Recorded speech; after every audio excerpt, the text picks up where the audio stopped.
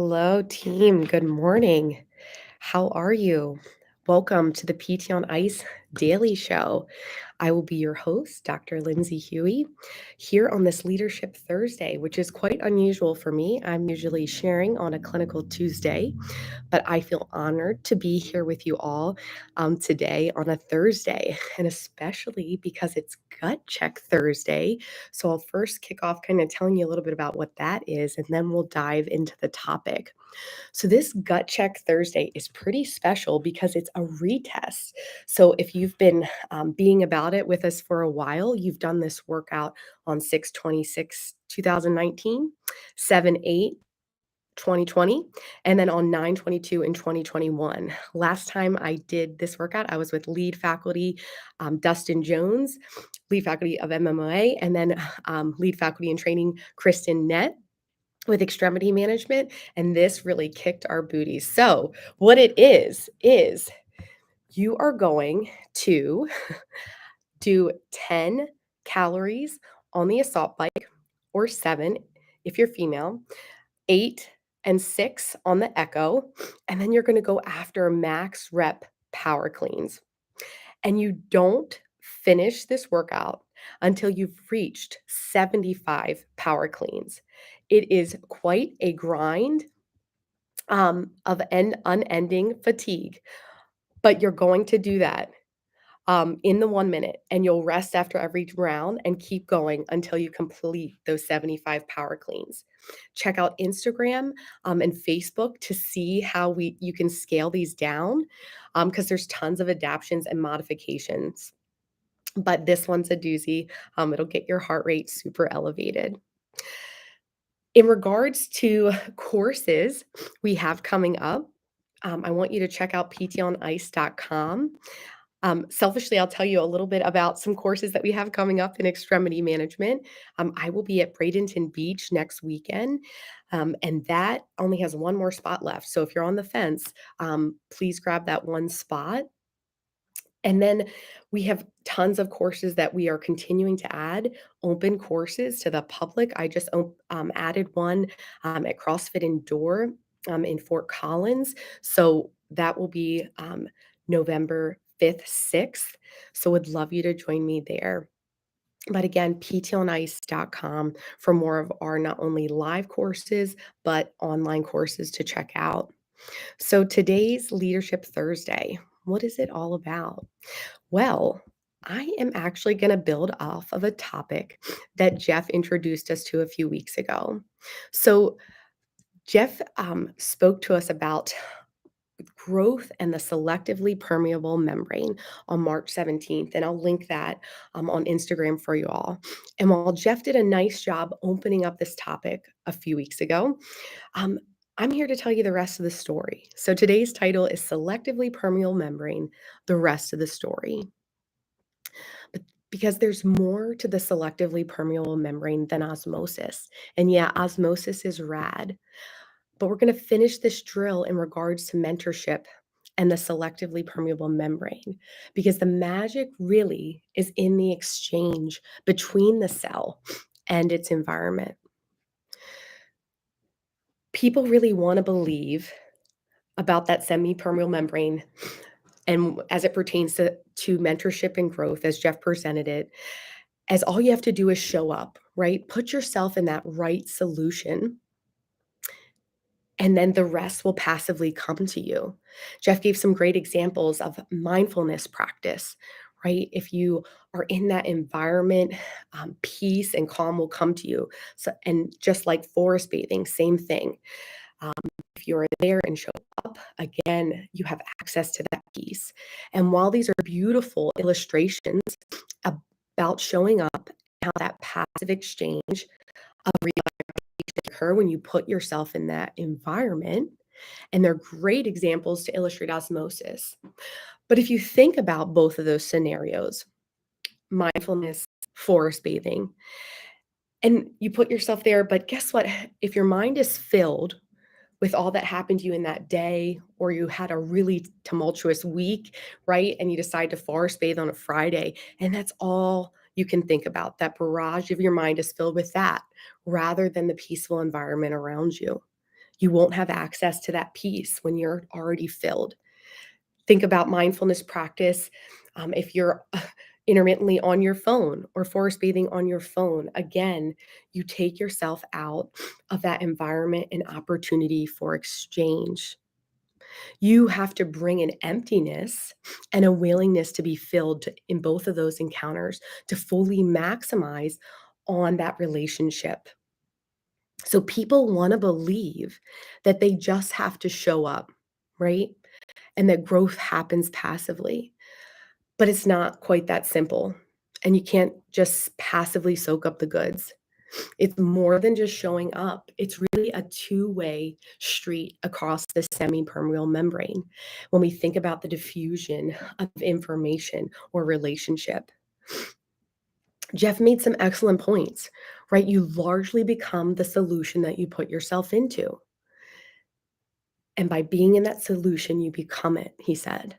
And he gave this great example about being around excellence and thinking about fours in golf, right? You're going to play um, up. You're going to tend to play up if you surround yourself with excellent players that are focused and dialed rather than the players that are drinking some brews and kind of distracted and not really there, right, to work on the game.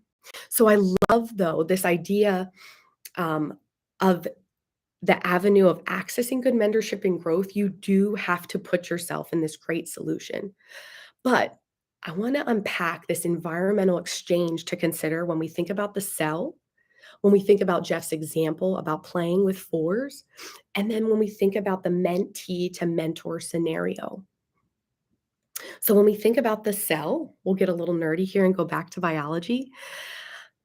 The environment of the membrane must be willing and able to take in new contents and exchange contents.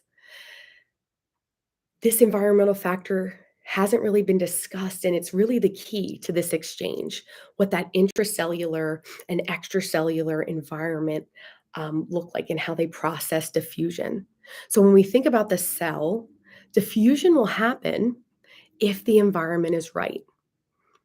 Diffusion is important to cells because it allows them to gain the useful substances they require to obtain energy and growth, and it lets them get rid of waste products. Let's think carbon dioxide and oxygen exchange as just a small example.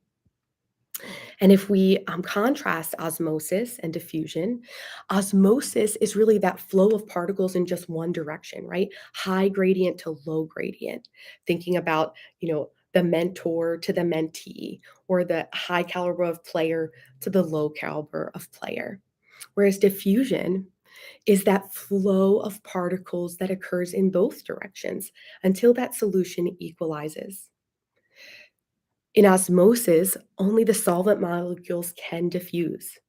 In diffusion, both the molecules of the solute and the solvent can diffuse both ways across that membrane. Diffusion is that net movement of molecules from an area where there is a higher concentration to areas where there are lower. And diffusion will stop when that concentration of substance is equal in both areas. But this doesn't mean that the molecules of substance are not moving anymore, just that there is no overall movement in one direction. The molecules of substance are equally moving in both directions. Let's consider now, so that's the cell example. Let's consider that fours example that Jeff spoke to in golf. If you're playing with the four best golfers you know, think about if this is you and you're the lower caliber player, do you just show up and you hope your skills come along, right? You hope that you're going to play a better game and have a better par. And I'll say I'm not a golfer. So I will relate this to my own example of, I played volleyball in college. Whatever sport you've ever played, or if you've fitness with people that have a higher skill set than you, it's not just about showing up, right? To your team or to your squad. If you have a weakness and it's very apparent, you're going to want to elevate your game. You're going to want to meet the caliber of the environment, of the team surrounding you, right? And this is going to take quite a bit of work on your own, right? Individual practice. where you're working on that skill set, right? In volleyball, it was, I'm gonna hit a ball to the same spot over and over again. I'm gonna set it to the same spot. I'm gonna pass it to the same spot. And in golf, you're practicing your drive, you're practicing your putt over and over again, right? To improve in that skill so that you can bring to the table to that group and elevate that group of four, right? You don't want to be the weak link that's holding each other back in a competition, or you want to sharpen one another. The beauty of that environment of surrounding yourself, playing up, right? We're playing on a team of folks or being a part of a mentorship group of people that are higher than you, is that there's accountability to elevate. You're elevating yourself, elevating the skill, and hopefully eventually one another. So showing up is only half of the beauty of the semi-permeable membrane.